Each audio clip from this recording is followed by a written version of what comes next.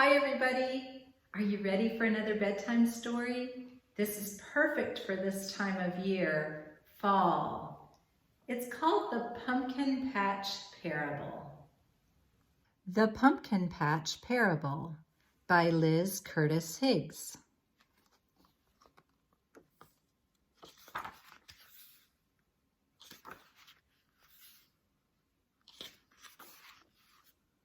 See that big red barn and those rolling green fields? That's where the farmer lives, way out in the country. It's so far out, the streets don't even have stop signs. The farmer grows lots of different things in those fields. He grows tall green corn and big red tomatoes, long yellow squash, and little green peas. People eat that stuff for dinner. The best vegetables the farmer grows are pumpkins. They start out as flat oval seeds, almost as big as raisins.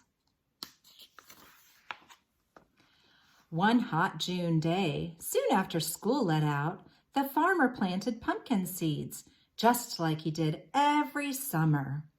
The seeds disappeared into the ground in nice, neat rows and grew there in the dark all through the 4th of July. Early one morning, a tiny green shoot quietly poked its way out of the soil. Soon, a long green vine stretched across the ground. From that vine, little buds sprouted into wide green leaves. The leaves spread out flat to catch the August sun. Someday those little green buds would turn into big orange pumpkins, but not yet. The patient farmer waited and waited. The pumpkins began to grow. How different they looked. Some were tall and lean. Some were short and round. Some had lumps and bumps, and all of them were pumpkins. October came at last. The sky was bright blue and the air was cooler. Every night it got dark earlier than it did the night before. It was time for the farmer to harvest his pumpkin crop. The farmer's many workers brought lots of ripe pumpkins in from the fields. Which one would he choose first?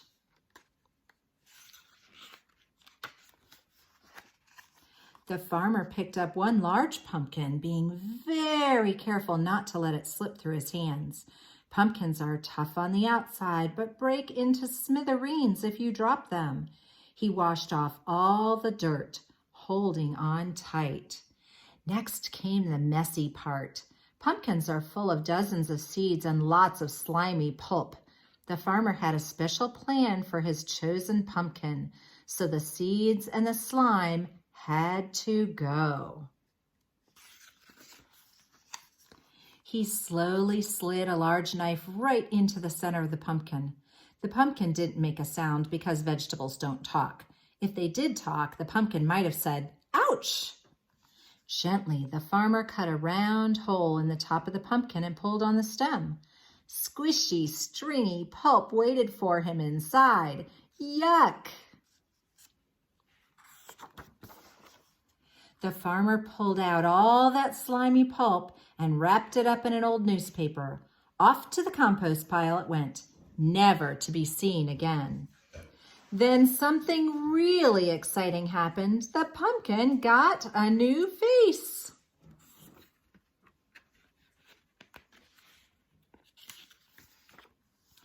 The farmer carved a triangle for each eye.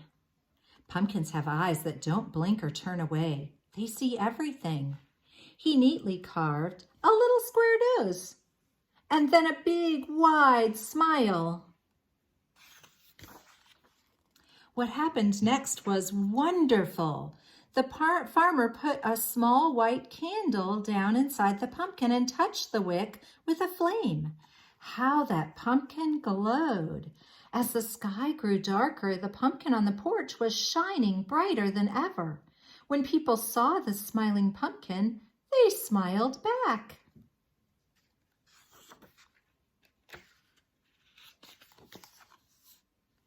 All the neighbors knew that once again the farmer had turned a simple pumpkin into a simply glorious sight. In the same way, God the Father offers his children the chance to be made new, full of joy and full of light, shining like stars in a dark world. The end.